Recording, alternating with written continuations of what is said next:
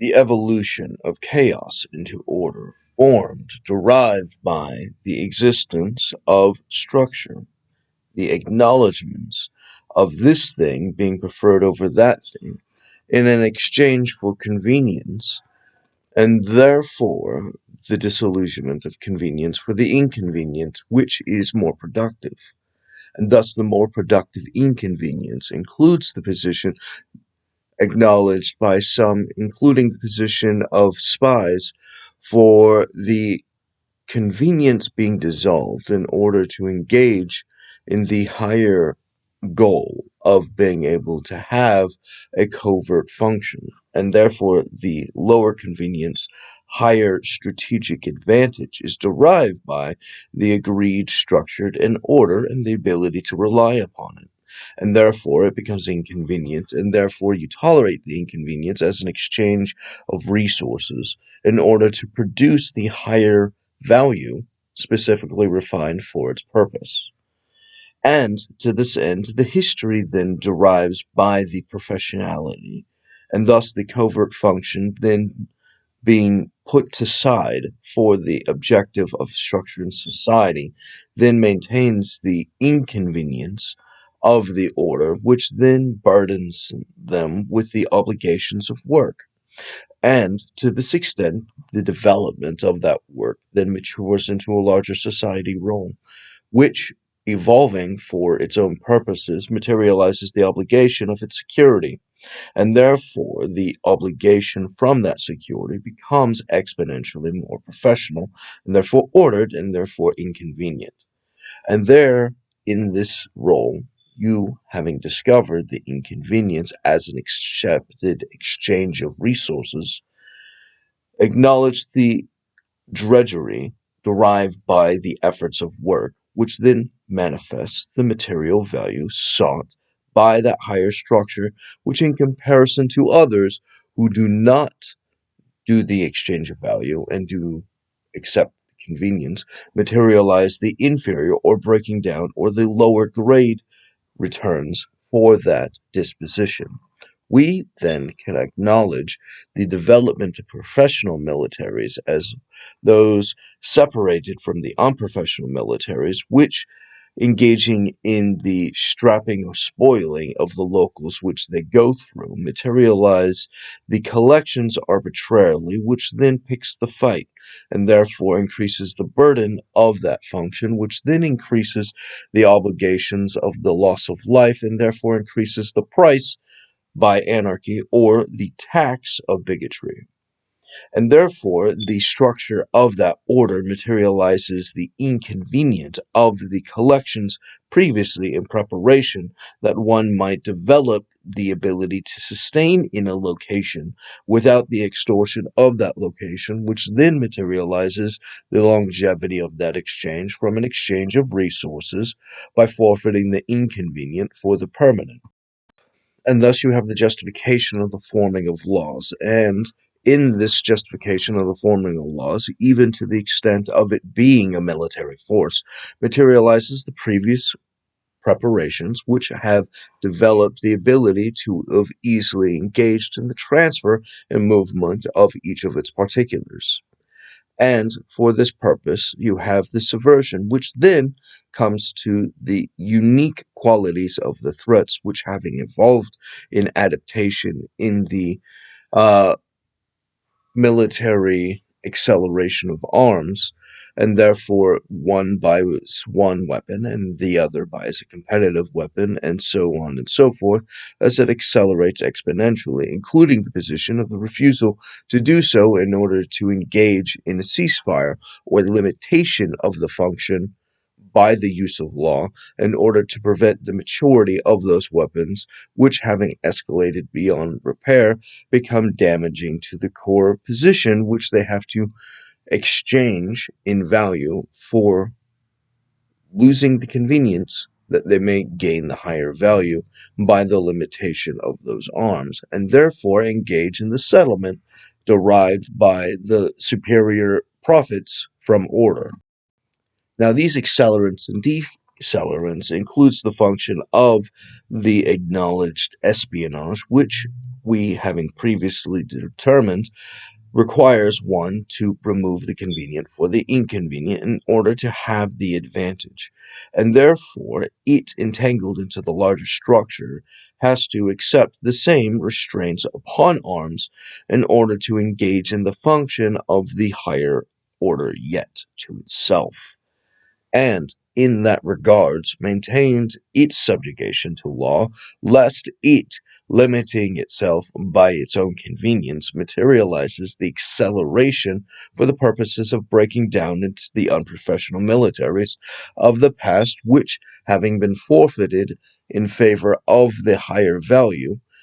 is then given up for the lesser value, which is the breakdown or disillusionment by corruption, which then materializes the function of its systems of self-destruction, and therefore disillusionment of order, and therefore the disillusionment of all of the hard-fought resources previously.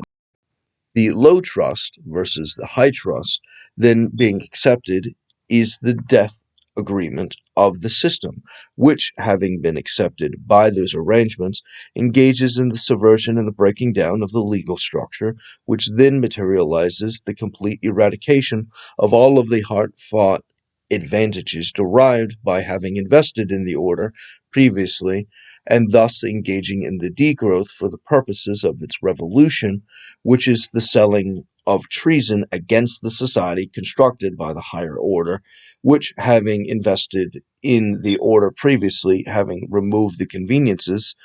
engages in the systematic betrayal of that group or people, which then materializes the obligation of the enforcement of the law or order against that anarchist rebellion seeking the convenience. Lest the system break down in its entirety, they must arrest those seeking the convenience by the anarchy in order to develop it, lest it be betrayed and sold for the right of conquest, which then would dissolve the society in its entirety for the complete eradication of that system, which, being at the highest interest of the security or the very purpose of having a professional military force, having dissolved itself into an unprofessional force, having systematically removed itself from its point of origin of highest profit potential derived by the inconvenience, which then produces the most value, would then have to, by definition, defend itself or suffer a fatal blow.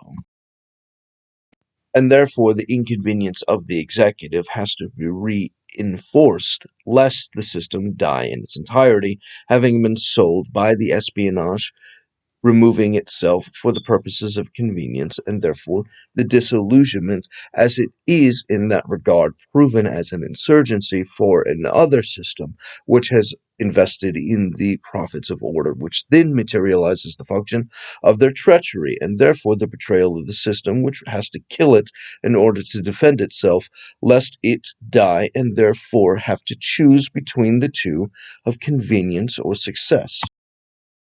As the thing is said, the thing is known, that a custom without reason, no matter of what authority, is fraud, and therefore is to be dissolved. And therefore the function of choosing order over the convenience is the disillusionment of the concentrated powers and authorities which would have justified the scam, which then materializes the obligation of its disillusionment in order to preserve the safety of the system, lest the system die and betray itself in that action, requiring the system to have killed the thing that would betray it and therefore preserve its own life by the killing of the thing that threatens it, which, having been infected by this insurrection, materializes the obligation of the discovery and eradication of that very same parasite, no matter what it postures by its various confidence games or fraudulent justifications, as is derived by the scam of it having betrayed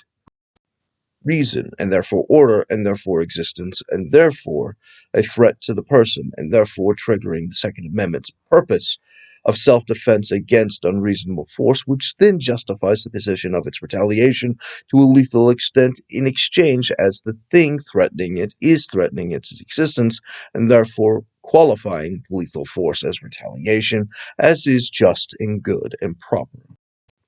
Tell me then of which dreams may come manifest according to this utter delusion that they would be able to accomplish these things and destroy the system, and thus the advantage of the delusion postured for the seeking of the convenience and the disillusionment of its higher investment materializes the death of that system and the obligation of its preservation, despite whatever random delusion would have brought them to this position, lest they seek to sell it for that delusion, which then materializes their daydreams that they may seek the profits of the infinite regression and therefore take the treasonous bribe and make all perish. With this makeshift suicide bombing derived by the various types of bombs which may have been developed by the various weapons manufactured in its treachery. Alternatively, observe the Neolithic and their dragons from the estimate, which then dictates the ability to become gods and to transform reality according to their will, as they systematically create the subversions,